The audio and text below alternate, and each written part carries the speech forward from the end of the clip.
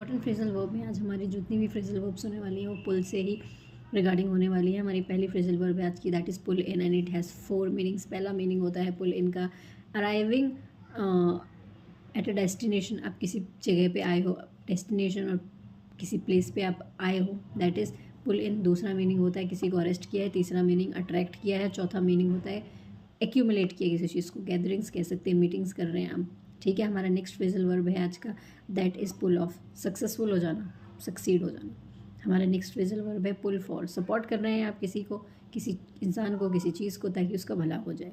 Next phrasal verb है हमारी, that is pull away, आप किसी इंसान से किसी प्लेस से दूर चले गए हो, move away from a place और प्लेस और अ पर्सन। हमारा नेक्स्ट फ्रेजल वर्ब है आज का, that is pull apart. It has 3 meanings. पहला होता है किसी चीज़ को अलग थलग कर दिया है, सेपरेट कर दिया, डिस्क्रीट कर दिया है, डिसमेंटल कर दिया है।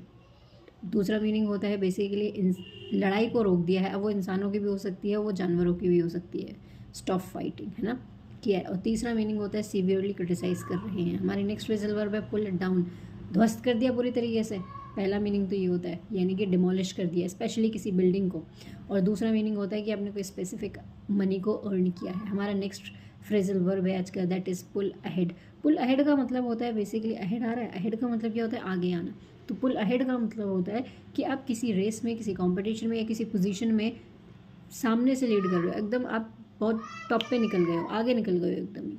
ठीक है, और हमारा नेक्स्ट फ्रेजल वर्ब है आज का, that is pull back. Back आ रहा है, बैक का मतलब वापस होता है, तो पुल बैक का मतलब होता है कि आपने किसी चीज़ से अपना नाम वापस ले लिया है, पीछे हट गए हो, बेसिकली आप विड्रॉ कर लिया है आपने। अब वो कंपटीशन हो सकता है, वो कोई पोजीशन हो सकती है, क्यों, क्योंकि प्रॉब्लम देखी है आपने, आपने हाथ पीछे कर लिया अपना, और या फिर प्लान्स में चेंजेस हुए तो इसकी वजह से आपने अपने आप को पीछे कर लिया, दैट इज़ पुल बैक।